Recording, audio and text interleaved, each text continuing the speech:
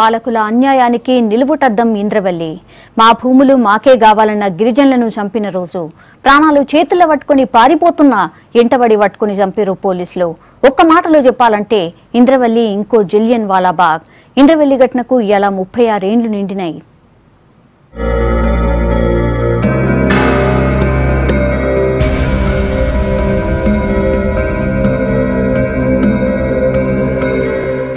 ఇది ఇంద్రవెల్లి స్తూపం.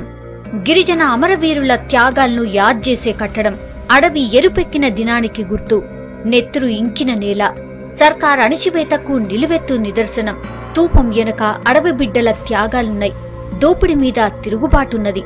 సర్కార్ పెట్టిన షరతులను కాదని చేసిన పోరాటమున్నది.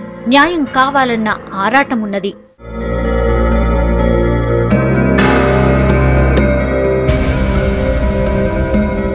సరిగ్గా 36 ఏండ్ల కింద ఇదే రోజు 1981 ఏప్రిల్ 20 ఇంద్రవెల్లిలా రక్తం ఏరులై పారిన దినం.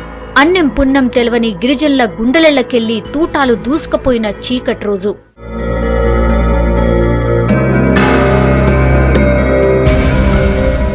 తాము పోడు చేసిన భూమి పట్టాలు ఇవ్వాలని, గిరిజనులు తయారు చేసిన వాటికి మద్దతు ధర ఇయ్యాలని, షావుకారుల పెత్తనం తగ్గాలనే డిమాండ్లతో రైతు కూలీ సంఘం ఇంద్రవెల్లి సభకు పిలిచింది. ముందుగాల సభను సర్కారు పెద్దగా పట్టించుకోలేదు. అయితే గిరిజనులు మస్తుగా వస్తున్నారని తెలియడంతో సభపై నిషేధం విధించిరు పోలీసోళ్లు.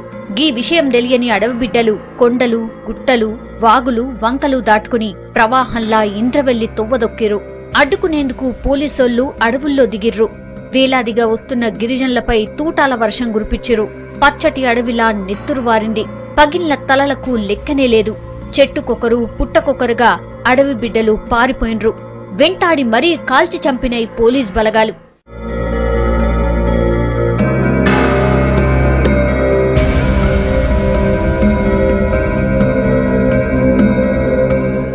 దేశవ్యాప్తంగా సంచలనం సృష్టించిన ఇంద్రవెల్లి కాల్పుల్లో 13 మంది మాత్రమే చచ్చిపోయారని ఆఫీసర్లు లెక్కదేల్చిరు. PUDR నిజ నిర్ధారణ కమిటీ లెక్కల మాత్రం 60 మంది జీవిడిచినట్టు తేలింది. వందల మందికి గాయాలైనాయి. రైతు కూలీ సంఘం ఇంద్రవెల్లిలో అమరుల స్మారక స్తూపాన్ని నిర్మించింది. 1986 మార్చి 19న కొందరు గుర్తు తెలియనోళ్లు కూల్చేసిర్రు.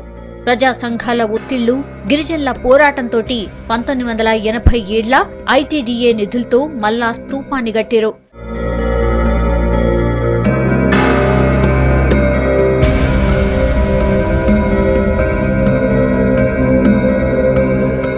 ఏప్రిల్ 20 వస్తుందంటే చాలు ఇంద్రవెల్లి ఏరియాలో 144 సెక్షన్ పెడతారు పోలీసులు.